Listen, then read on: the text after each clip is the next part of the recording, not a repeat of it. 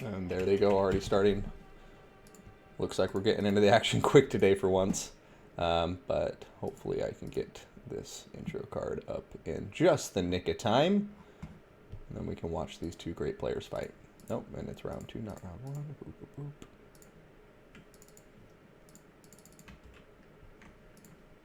Now, there goes my camera and the army blocker. And here comes that intro card. So as you can see it, guys, looks like it cut off the. So this is the Everchosen Invitational Q Qualifier 3.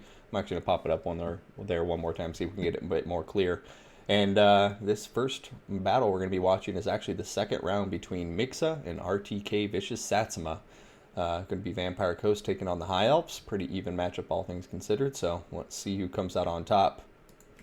Now, going to go ahead, slow down my camera, and after this I need to remember to put it into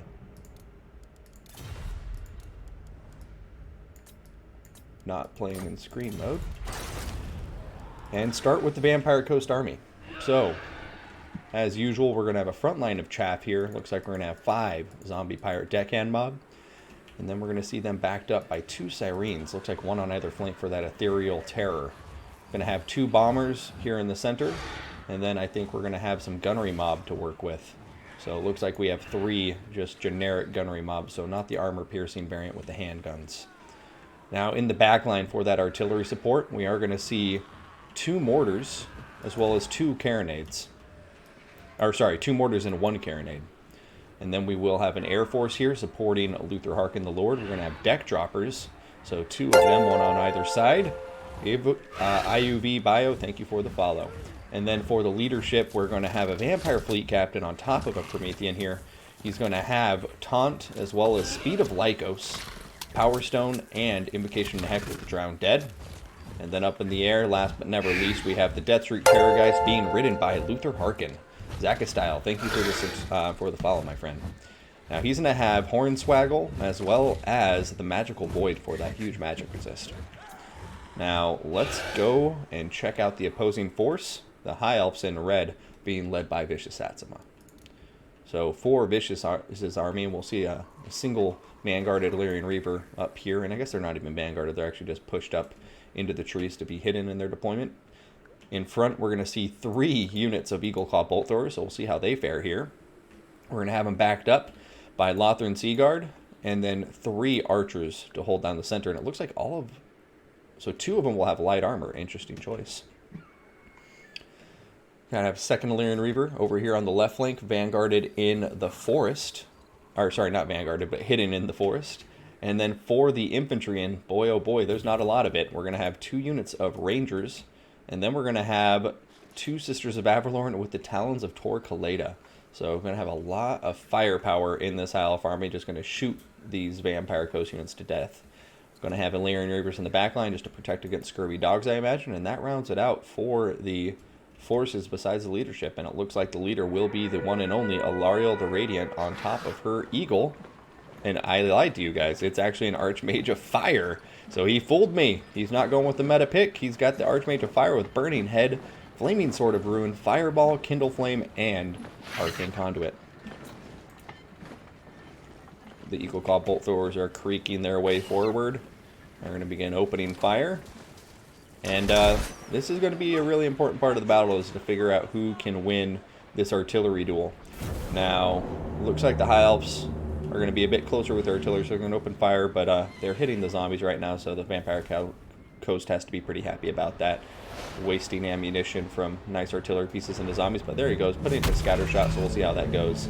Meanwhile, over here, we're going to see the Speed of Lycos is actually put on top of the Archmage of Fire.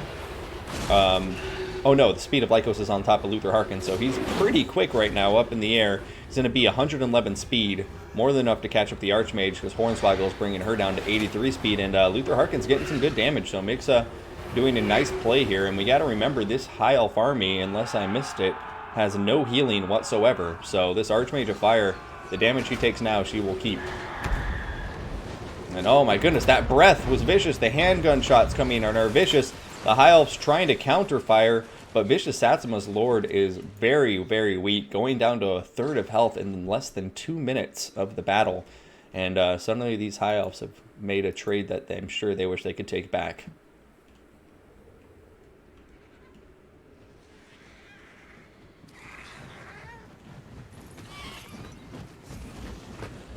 Alright, Eagle Claw Bolt Throwers are opening fire, and it looks like they may be targeting the Vampire Fleet Captain. I love this choice. This is the unit they want to get rid of, but unfortunately it's doing a good job dodging right now. Fireball getting dodged by Luther Harkin. Migsa's micro is definitely on point right now, and he is moving his army forward to go after the High Elves. And I'm curious to see how this works out. You know, moving forward into the archery range is going to be a risky decision, but I understand his predicament since the Eagle Claw Bolt Throwers are kind of just having their way right now. But it does look like the Vampire Coast will be able to keep all of their artillery firing in the meantime. So unless the High Elves can maybe peel off one of these Illyrian Reavers to come into the back lines and shut them down, it's going to be, you know, difficult for the High Elves to have to cope with all of the Vampire infantry plus the artillery firing in on top of them. But I just worry that if Migsa closes the gap here into the firing range of the archers, he's going to be in for a world of hurt. Like, let's just see how quickly these zombies start disappearing.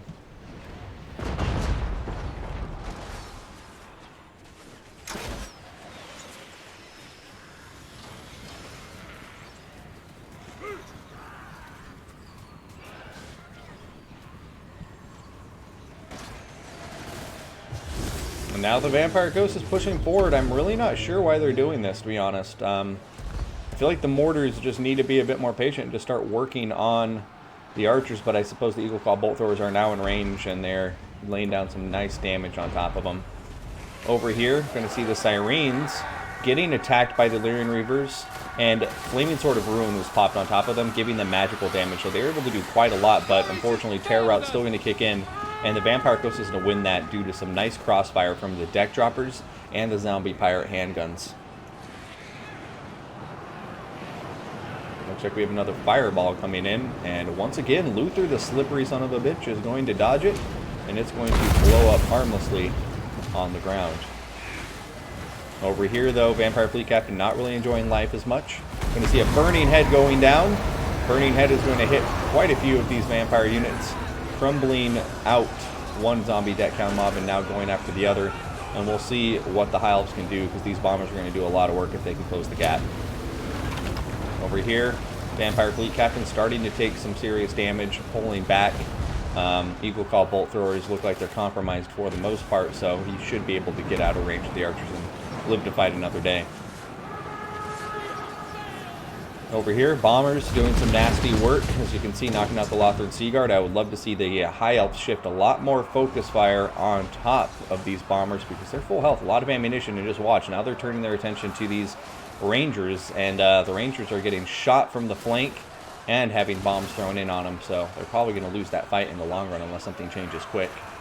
Over here, these bombers look like they are being dealt with nicely, but the balance of power is starting to shift over to the Vampire Coast right now. As you can see, they're edging their way forward to get a lead, and Migsa may be charging his way to a victory to tie it up here, but we'll see. The High Elves still have a lot of ammunition, a lot of archers, and the Vampire Coast is starting to run out of chaff. Rangers coming over here to intercept these handguns. They should make very quick work of them. Another fireball going after Luther Harkin. I would honestly like to see it just going after the Vampire Fleet Captain at this point. But Luther cannot dodge that one, and he will be taking that on the tail.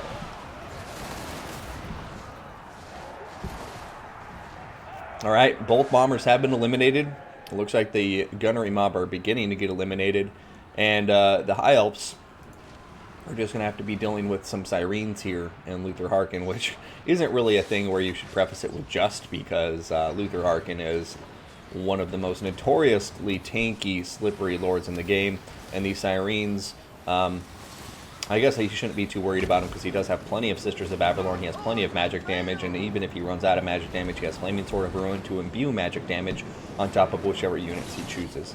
Fireball going after the crab, and going to do some nice damage, and I'm glad he shifted that target. It's really hard for these guys to dodge a fireball, where for Luther Harkin it's a much easier task. And the Vampire Fleet Captain may be going down, reaching down to about a third of health, and the Eagle Claw Bolt Thrower here is going to be using his last ammunition on it.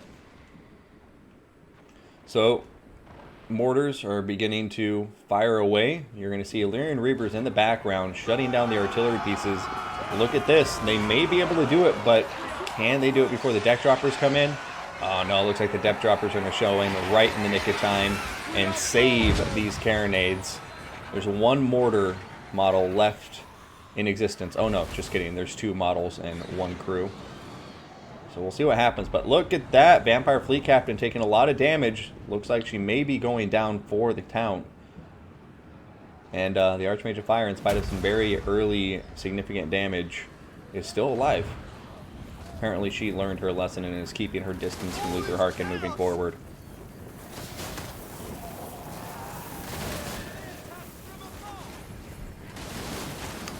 Don't waste ammo. Those summons are almost gone. Now, High Elves, the only way they win this is if they keep their ammunition to a lethal level. Right now, I think they do have enough ammunition to stay dangerous throughout this fight. But it's going to be an uphill battle. Because right now, the Vampire Fleet Captain, unfortunately, in spite of their hardest efforts, is not dead. And both Sirens are still alive. And really, the cherry on cake that is going to make this much harder for the High Elves than I think for the Coast is just Luther Harkin is such a vicious lord, and he is still just chilling. And even if the Vampire Fleet Captain dies, he still does have a passive regeneration when he's in combat, so he's not completely without healing. But I definitely agree with Vicioussatsuma's decision here to eliminate this Fleet Captain as quickly as possible, because you just don't want to be dealing with Invocation of Heck in the late game.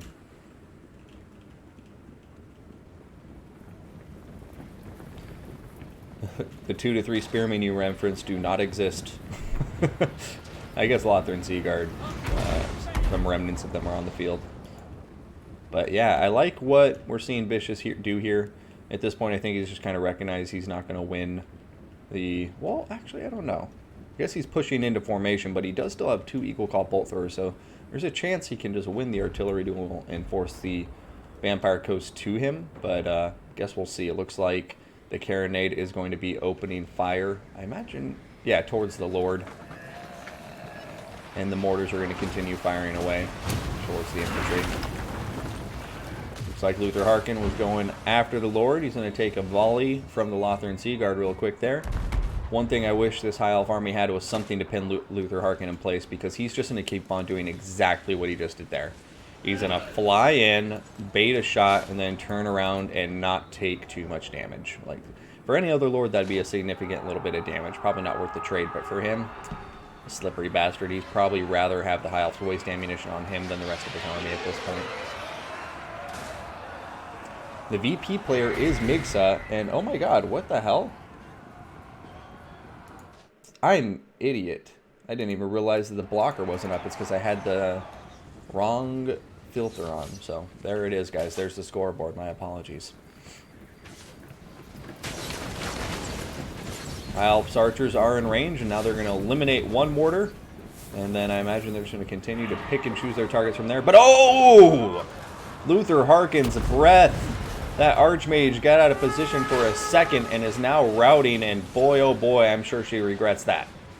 That was a painful thing to endure. Going to see the Sirens trying to come in, but the the Sisters of Avalorn still have plenty of ammunition to shoot them out of existence. So, you know, Sisters of Avalorn are going to be the best counter they have to these Sirens right now. And unfortunately, the Archmage, she's going to be down to, what, 194 HP. The carronade is firing at her. I think she may be getting out of its range in just a moment. Yep, there she goes, crossing its range threshold.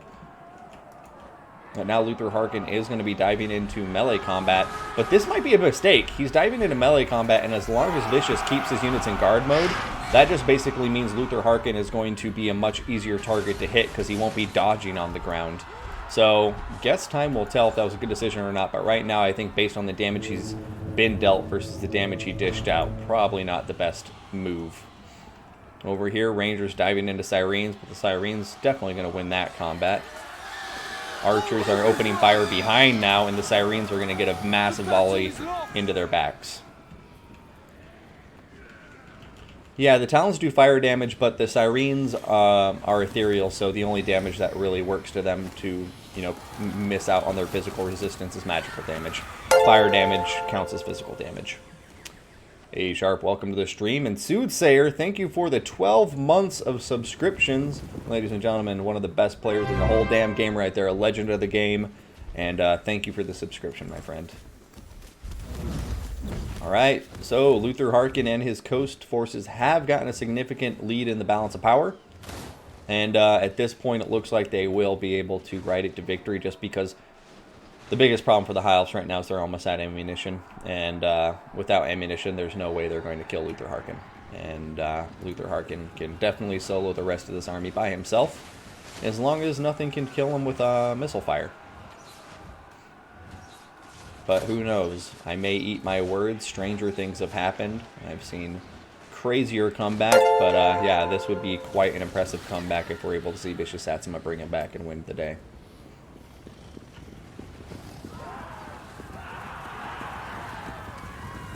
Order must be maintained. Yeah, Knights of the Blazing Sun are still good versus magic units, by the way.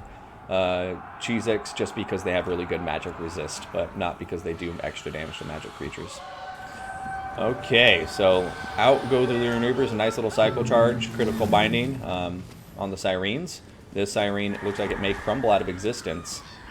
And it's crazy that we're still seeing it be this close right now, because I mean the High Elf army has effectively eliminated everything besides Luther Harkin from the field and a single unit of deck droppers, but I just still think that's not going to be enough, unfortunately. However, Luther Harkin will have to stay in combat, no more cycling anymore, because the last of his units are in melee combat, and he'll have to stay on the ground.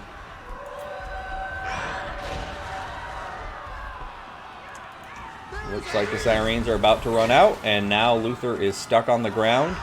We'll see if the Terror Routes win the day, or if Luther will slowly get worn down by this onslaught of High Elf archers. He's flying his deck droppers over here as quickly as he can, and I'm sure as soon as they get into combat, maybe Luther will try to take off back into the air again, since they'll be satisfying the attacking role. But for now, he is stuck on the ground, and he's actually taking some serious damage.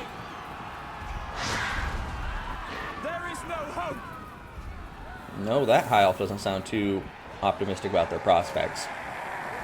Alright, deck droppers are expending ammunition now, so that means Luther Harkin, if he wishes, can pull back up in the air.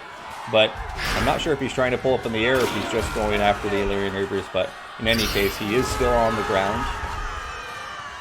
And he's taking some damage. The balance of power is going a lot more towards the even than it was before. And I think one thing to keep in mind here is Sisters of Averlorn aren't chumps when it comes to melee stats. You know, they're not as good as infantry, but they're much better than just these generic archers. And it looks like Luther Harkin is going to have to be careful, because as soon as he's out of ammunition, the deck droppers have to be on the ground. The deck droppers will die very quickly once they're on the ground. But as long as he has ammunition, he can continue to cycle with Luther Harkin, simply because he's expending that ammunition at a reasonable rate. I think, yep, he's still just firing away. And then I will let him know as soon as he's out of ammunition that they need to be in combat.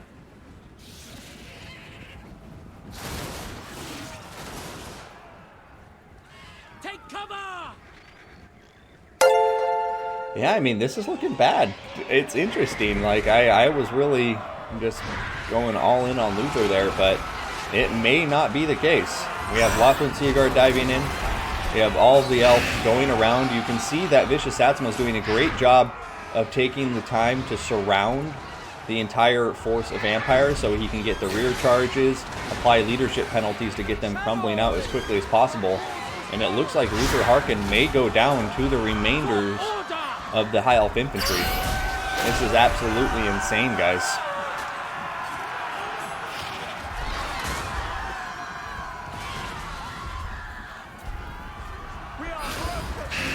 Deck droppers crumbling. There's only one model left. Somehow it's still alive, though. And there it goes. It's gone. Now Luther Harkin is all by his lonesome. His leadership is beginning to decrease. Cookie cutting pirate. Thank you very much.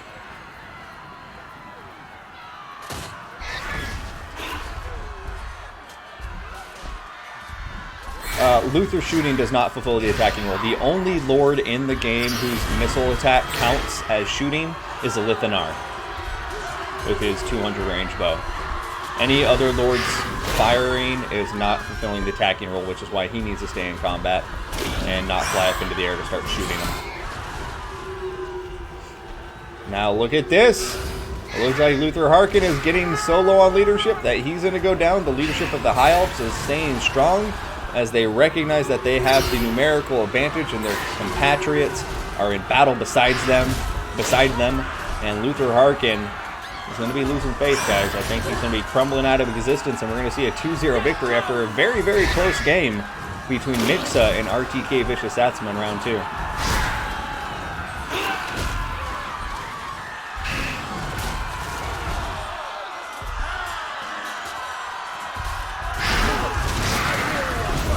And there he goes, down for the count, and Satsuma defeating the Vampire Coast after I thought all was lost. So my apologies for misleading you. I was wrong, but that was a pleasure to watch. And yeah, I just thought with the Lord mistakes there that the Archmage of Fire getting knocked out was going to seal the fate of the High Elves, but their leadership stayed together, and they were able to win the melee combat in the end.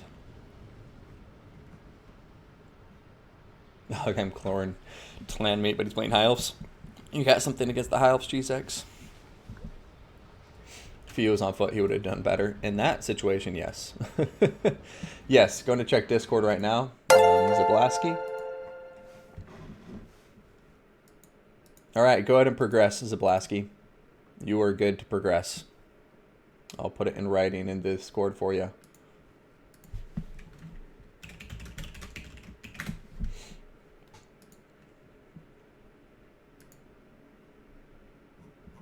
Just give me a moment to check for any other rule breaks or disputes. It looks like all's calm. So, guess we'll go find another battle now. But updating that scoreboard, it was a beautiful game. Vicioussatsuma, I mean, I would have conceded at some point, but I think he just had a much better understanding of what he had in his army and what the opponent had left, and recognized that he could definitely take the victory there, and I was overestimating Luther's capabilities. 172 kills, he's still no chump, but yeah, I overestimated his abilities to kill a large amount of chaff infantry by himself. Even if it was mostly archers, the remaining Lothran Sea Guard and the Sisters of Averlorn had decent enough combat stats, I think, to lead him to victory there. So that was a great game to both players. I wish we could have seen the mirror match between Greenskins for round 1, but hey, no use crying over spilt milk. And let's go find another match to keep ourselves entertained.